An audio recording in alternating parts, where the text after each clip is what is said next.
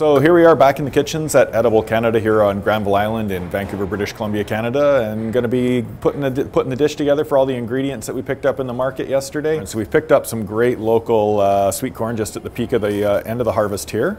First off, we're going to just take the corn off of the husks and using a nice sharp knife, just feel your way across the cob, making sure you don't take off too much of the cob and just getting the little niblets off of it. If you get too much of the cob, you end up with a real starchy corn piece.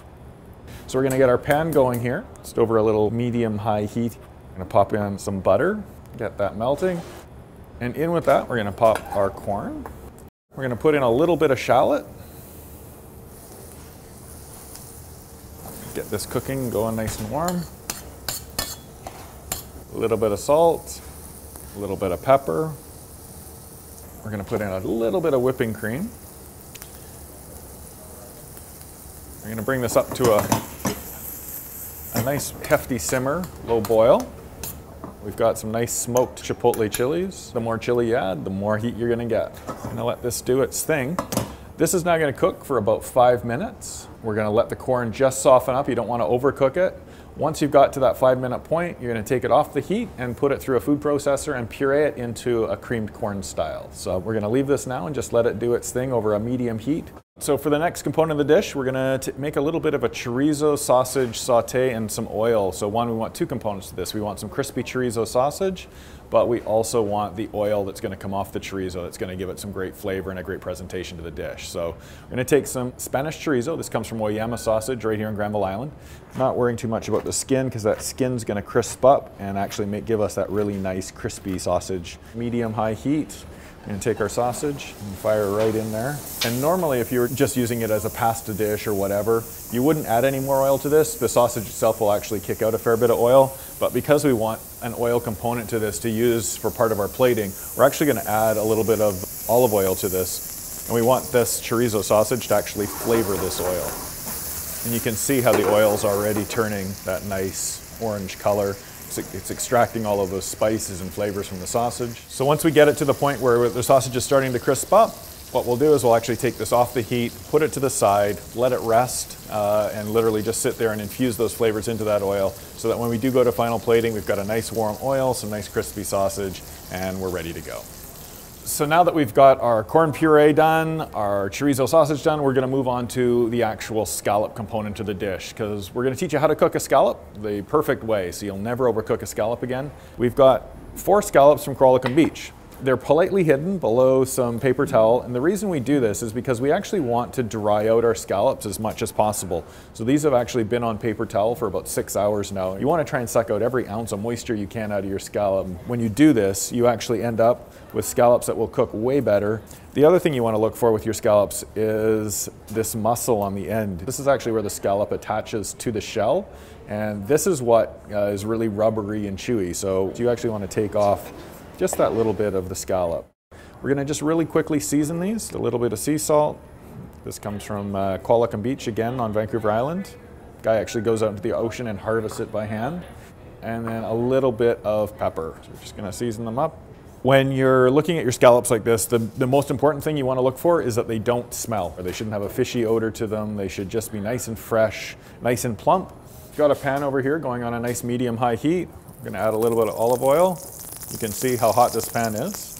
We're actually going to remove it from the heat and add our scallops in here. Secret with scallops is don't overcrowd the pan. We're only going to cook them on one side. So we're going to put our scallops back on the heat here, and we're going to just turn down the heat a little bit, and you'll be able to see how quickly these will crust up. Make sure your pan's not too hot, but as long as your scallops are dry, you got a nice hot oil in there, you're going to get this great caramelization. Again, you can see getting that nice crust on it. The nice thing with scallops is they're absolutely fantastic raw. So all we want to do is literally heat the meat through. So now that we've got those nice crusts on there, we're going to just take this, take it off the heat, and let the heat of the pan finish cooking it. So that heat of that pan is going to come up through the scallops and just warm the meat, but without overcooking the scallops. So we're literally just going to leave those in a nice hot pan and let them do their thing. Same thing goes for salmon, other seafoods. You can really get a really nice cook on a piece of fish by only cooking it on one side and letting the heat of the pan transfer up through. And as long as you're choosing really fresh seafood, you're going to be thrilled with the results. Just going to move into our tomato salad now. Heirloom tomatoes are absolutely amazing. Unlike most hothouse or tomatoes that you see nowadays in the supermarkets, if you actually take the seeds from an heirloom tomato, it will actually germinate and regrow. Huge flavor. You've got all these amazing colors and styles and shapes and textures. This is a real simple salad. So all we're going to do is put in a little bit of chopped cilantro or coriander. Plays off the chili, very traditional sort of Mexican style flavors. A little bit of salt, a little bit of pepper, a little bit of chopped shallot, a little bit of olive oil, and a little bit of rice wine vinegar just to give it a little bit of acid. Then give it a quick stir. And then most importantly, a quick taste to make sure we got all our flavors right. The rice wine vinegar, the shallots, salt and the pepper, make sure everything's working, and you're good to go. And so we're back now with our creamed corn. And so we've obviously finished the cooking process and pureed it. You can see the nice consistency that it's come to, just bringing it back up to temperature. And again, same thing with the salad. You just want to grab a little taste, make sure everything's tasting right. Tastes pretty good. As long as you don't want to add some more chili into this or anything else, you'll be good to go. So our first component that's going to go into the dish will be the sweet corn puree. Take a scoop of this and run it down the center of our plate and create a nice little bed for our scallops to live on. Next, we're going to take some of our nice crispy chorizo and we're just going to pop this right in the middle of our corn. This is just creating a bed of where we're going to place our scallops. Next, we're going to take our scallops, and as you can see, we've got that nice caramelization on one side, nice and perfectly cooked through. So we're just going to take our scallops and place them on the top here.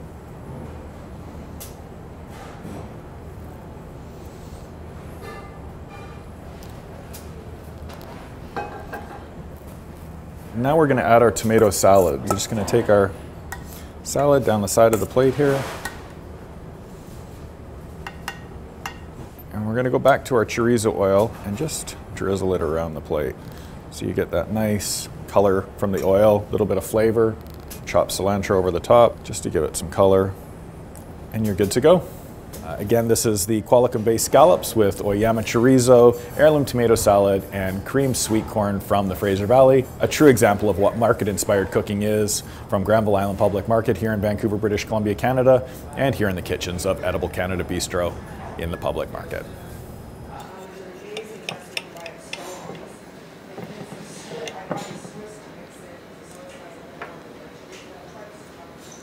It's really nice.